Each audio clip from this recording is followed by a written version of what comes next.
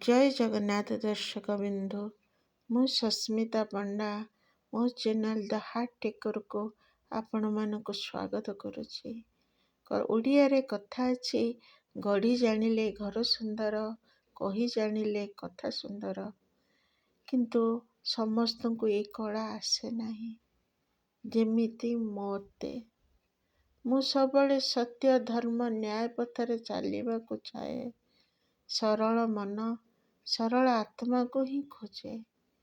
କିନ୍ତୁ ଯେତେବେଳେ ଗୋଟିଏ ଝିଅ ନୂଆ କରି ଗଢ଼ି ଉଠାଏ ସଂସାରକୁ, ମାନେ ଶ୍ୱଶୁର ଘରକୁ ଯାଏ, ସେତେବେଳେ ତାର ସବୁ ପାଠପଢ଼ା, ସବୁ ଯାହା ଶିଖିଥାଏ ସବୁ ଭୁଲ ପ୍ରମାଣିତ ହେଇଯାଏ। ନୂଆ ଜାଗା, ନୂଆ ଲୋକ, ତାଙ୍କ ସହିତ ସାରା ଜୀବନ କଟେଇବାର ଯେଉଁ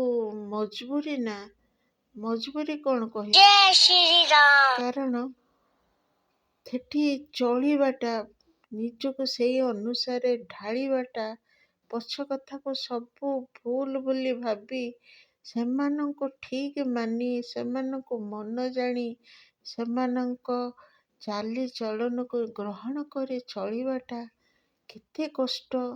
ଯିଏ କରିଛି ଘର ସଂସାର ସିଏ ବୁଝିଛି। ନୂଆ ପାଠକୁ ନୂଆ କରି ଶିଖିବାଟା କେତେ କଷ୍ଟ। ଯେମିତି ମୋ ସହିତ ହେଇଥିଲା। ମୋର ସ୍ୱାମୀ ବଡ଼, ଆଉ ମୋର ଗୋଟେ ଦିଅର ଅଛନ୍ତି। ଆମେ 2 ଭାଇ ଆଉ ମୋ ଶାଶୁ ଶ୍ୱଶୁର। ଆମେ 2 ଜଣ ଯାକ ବର୍ଷେ ଅନ୍ତରରେ ବୋହୂ ହେଇକି ଆସିଥିଲୁ। କିନ୍ତୁ ମୁଁ ଟିକେ ଗେହ୍ଲାର ବଢ଼ିଥିବାରୁ ମୁଁ ଏତେ କଥାକୁ ଏତେ ଗୁରୁତ୍ୱ ନିଏନି।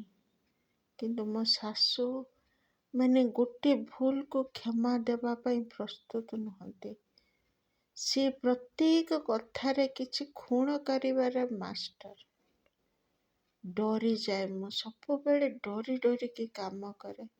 ଆଉ ଯିଏ ଡରିକି କାମ କରେ ନା, ତାର ଭୁଲ ଉପରେ ଭୁଲ ହେଇ ଚାଲେ। ସେ ଜାଣେ ଏଇଟା ଠିକ୍ କରିପାରିବି, ଏକୁ ମୋତେ ଆସେ, କିନ୍ତୁ ଭିତରେ ଯେଉଁ ଭୟ, କାଳେ କ'ଣ କହିବେ, କାଳେ ମୋର ଭୁଲ ହେଇଯିବ କି, ଏଇ ଯେଉଁ ଭୟ ଭାବନା ନା ବାରମ୍ବାର ଭୁଲ କରାଏ। ଯେମିତି ମୁଁ ସବୁଦିନ ସକାଳୁ ଭାବେ, ମୋତେ ରାତିରେ ନିଦ ହୁଏନି। ସକାଳୁଠୁ ବେଡକୁ ଯିବା ପର୍ଯ୍ୟନ୍ତ ଆଟେନସନ୍। ମାନେ ଭିତରେ ଗୋଟେ ଭୟ। ମୋ ରୁଟି ଭଲ ଲାଗିବ ନା, ମୋ ତରକାରୀ ଭଲ ଲାଗିବ ନା, ମୋ ବାସନ ମଜା ଭଲ ଲାଗିବ ନା। ଅନ୍ୟମାନଙ୍କର ସାର୍ଟିଫିକେଟ୍ ହିଁ ମୋର ଜୀବନ। ଯଦି 100 ମାର୍କ ପାଇଲି, ଭଲ ନିଦରେ ଶୋଇଲି। ଯଦି ଭୁଲ ହେଲା, ତାହେଲେ ଜଣେ ନୁହେଁ ଯେ 3 ଜଣ ମିଶିକି ହାଉଲିଂ। ସେଇ ସିଚୁଏସନକୁ କେମିତି ହ୍ୟାଣ୍ଡେଲ କରାଯାଏ, କେମିତି କରିବି, କିଏ କ'ଣ ଲଗେଇକି ଏ ସିଚୁଏସନକୁ ହ୍ୟାଣ୍ଡେଲ କରିବି, ସେ ପାଠ ତ ହୁଏତ ମୁଁ ପଢ଼ିନି ନଥିଲି। ଏତେ ଚାଲାକ ଚତୁର ବି ନୁହେଁ, କିନ୍ତୁ ପରିସ୍ଥିତି ଶିଖେଇ ଦିଏ। ଚାଲାକ ଚତୁର ପରିସ୍ଥିତି ଶିଖେଇ ଦିଏ। ଶିଖିବାକୁ ବାଧ୍ୟ ହୁଏ, ମିଛ କହିବାକୁ ବାଧ୍ୟ ହୁଏ ମଣିଷ। ନହେଲେ ଘରେ ଝଗଡ଼ାକୁ ହ୍ୟାଣ୍ଡେଲ କିଏ କରିବ?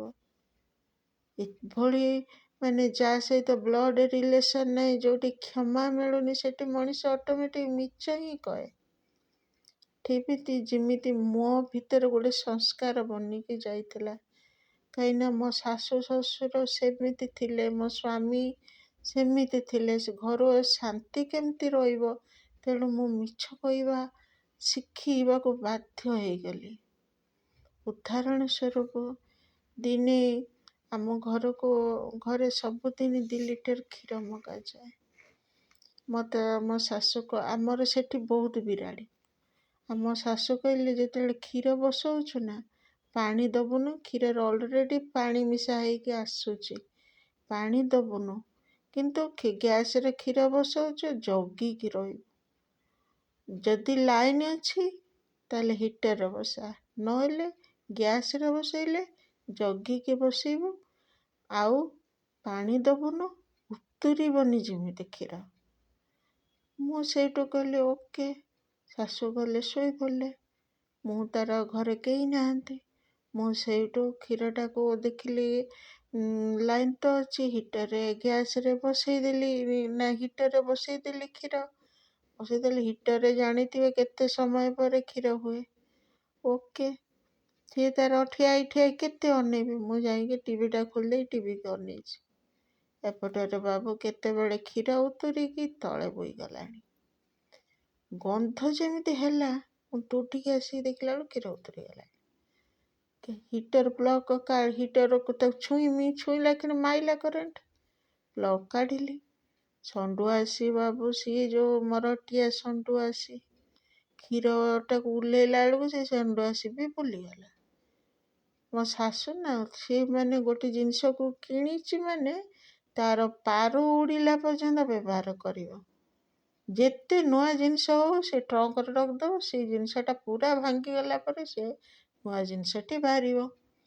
ତେଣୁ ଦର୍ଶକ ବନ୍ଧୁ, କ'ଣ କରିବି? ପ୍ଲଗ୍ କାଢ଼ିଲି, 2-4ଟା କରେଣ୍ଟ ଖାଇଲି, କ'ଣ କରିବି? ଏଣେ ପେଟ ଭିତରେ ତ ହାଉ ହାଉ, ଏଇ ଗନ୍ଧ। ଫ୍ୟାନ୍ ଲଗେଇଦେଲି, ଗ୍ୟାସ୍ଟା ବାହାରି ଯାଉ। କିନ୍ତୁ 2 ଲିଟର କ୍ଷୀରଟା 250 ହେଇଗଲାଣି।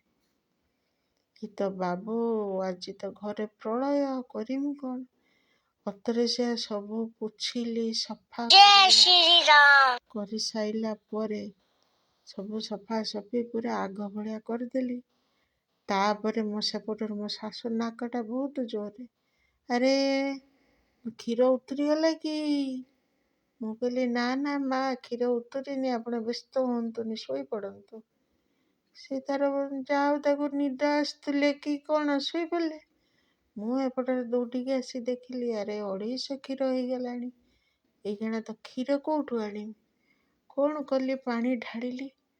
2-4ଟା, ଆମର ଶାଶୁ ଶ୍ୱଶୁରଙ୍କୁ ଡାଇବେଟିସ୍, 2-4ଟା ସାକାରିନ୍ ତା ଭିତରେ ପକେଇଦେଲି। ଦେଇକି ତାକୁ ଗ୍ୟାସରେ ଉତରେଇ ଦେଇକି ଥୋଇଦେଲି। ମୋ ଶାଶୁ ଯେତେବେଳେ ରାତିରେ କ୍ଷୀର ଖାଇଲେ, କହିଲେ ଆଜି କ୍ଷୀରଟା ପାଣିଆ ପାଣିଆ କାହିଁ ଲାଗୁଛି? ଏଇ ଗାଈ କାଲି ବୁଝିବନି।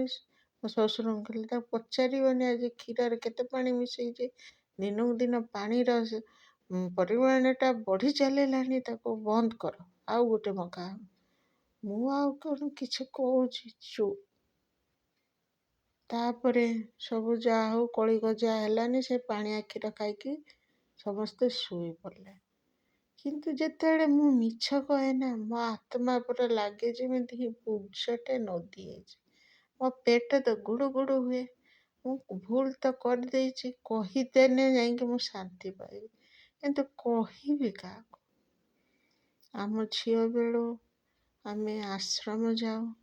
ଆଶ୍ରମରେ ଯିଏ ଆମର ଗୁରୁମା ଥାନ୍ତି, ତାଙ୍କ ସହିତ ମୋର କ୍ଲୋଜ୍ ରିଲେସନ୍। ମୁଁ ସେଇଠୁ ତାଙ୍କୁ ଫୋନ୍ ଲଗେଇଲି, ଆଉ ସବୁ କଥା କହିଲି। ଦିଦି, ମୋତେ ବହୁତ କଷ୍ଟ ହେଉଛି, ମିଛ କହିଦେ। ମୁଁ ମିଛ କହିବାକୁ ଚାହେଁନି, କିନ୍ତୁ ମିଛ କହିବା ଆମର ଅଭ୍ୟାସ ହେଇଯାଉଛି। ଆଉ ମୁଁ ଏଇ ମିଛ କହିବାଟାରୁ ମୁକ୍ତି କେମିତି ପାଇବି?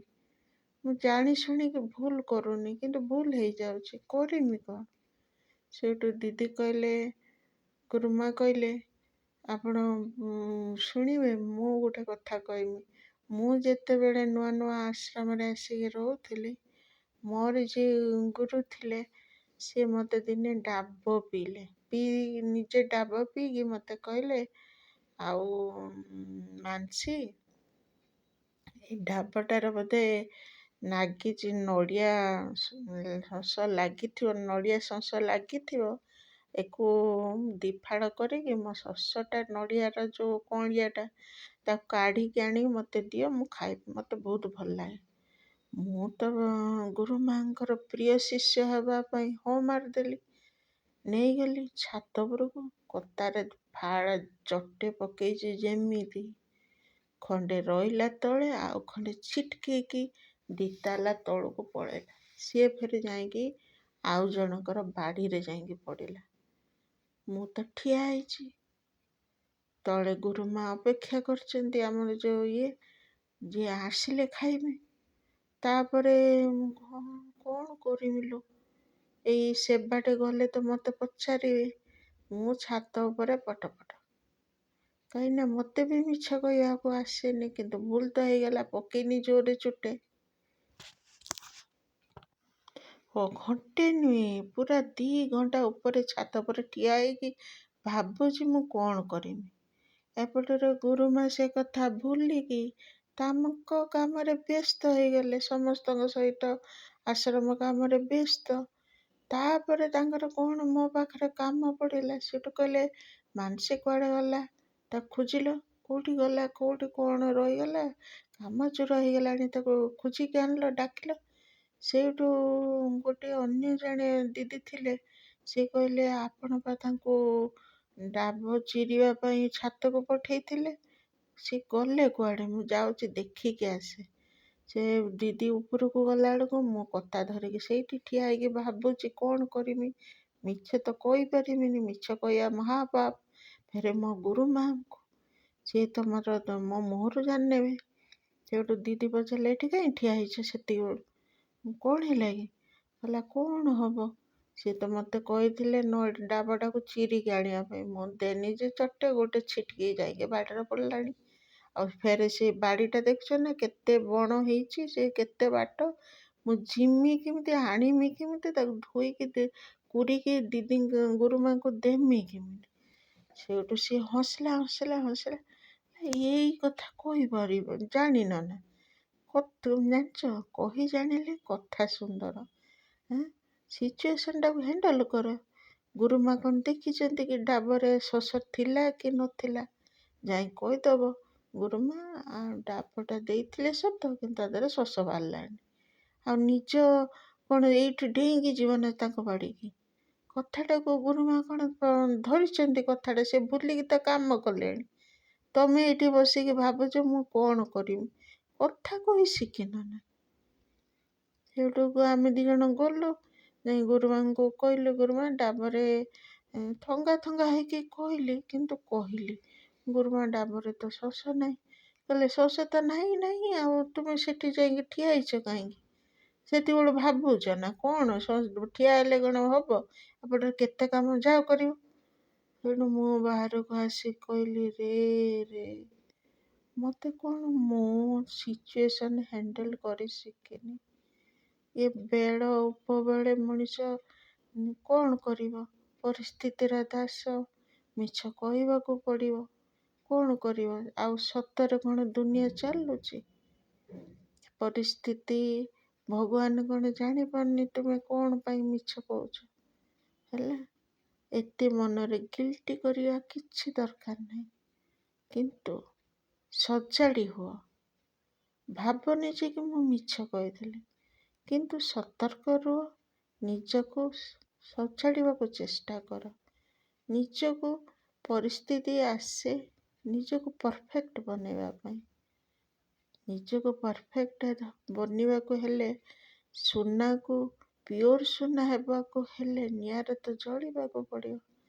ଏତେ ପରୀକ୍ଷାଟା, ଏଇ ଯେଉଁ ଆମ ଜୀବନରେ ପରୀକ୍ଷା ଆସୁଛି, ଆମେ ମିଛ କହି ତାକୁ ଏଭଏଡ଼ କରିବାନି, ବରଂ ଆମେ ନିଜକୁ ସଜାଡ଼ିବା। ମୋ ଶାଶୁ ସଜାଡ଼ୁନି, ଭାବିବେ ମୋ ଭଗବାନ ସଜାଡ଼ୁଛନ୍ତି। ଆଉ ମୁଁ ସବୁଥିରେ ପରଫେକ୍ଟ ହେବା ଦରକାର, ଆପଣଙ୍କୁ ସତର୍କ ହେବା ଦରକାର, ମୋତେ ବି ସତର୍କ ହେବା ଦରକାର, ମୁଁ ଧୀରେ ଚଟ ମାରିବା ଦରକାର। କିନ୍ତୁ ମିଛ ତ କହିଲେ ସିଚୁଏସନ୍ ନହେଲେ ପ୍ରଳୟ ହେଇଥାନ୍ତା, କି ରାଗିଥାନ୍ତେ, ଗାଳି ଦେଇଥାନ୍ତେ, ନିଜ କ୍ଷମତା ଉପରେ ପ୍ରଶ୍ନ ଉଠିଥାନ୍ତା, ହେ ଏଟାକୁ କିଛି ଆସୁନି ବୋଲି କହିଥାନ୍ତେ। କିନ୍ତୁ ଆମେ ସେଟାକୁ ଡରିକି ଯଦି କହିଦେଲେ, ଓକେ କହିଦେଲେ, କିନ୍ତୁ ଆଉ କରିବାନି, ଟିକେ ସତର୍କ ରହିବା ନା। କ'ଣ କହୁଛନ୍ତି ଦର୍ଶକ ବନ୍ଧୁ? କମେଣ୍ଟରେ ନିଜ ମତାମତ ରଖିବେ। ଆପଣମାନେ କମେଣ୍ଟ କରୁନାହାନ୍ତି, କି ଲାଇକ୍ କରୁନାହାନ୍ତି, କି ସବସ୍କ୍ରାଇବ୍ କରୁନାହାନ୍ତି। ଆଉ ଆପଣମାନଙ୍କୁ ଅନୁରୋଧ, ଆପଣମାନଙ୍କର କମେଣ୍ଟରେ ହିଁ ମୋ ଲେଖା ଉନ୍ନତ ହେବ।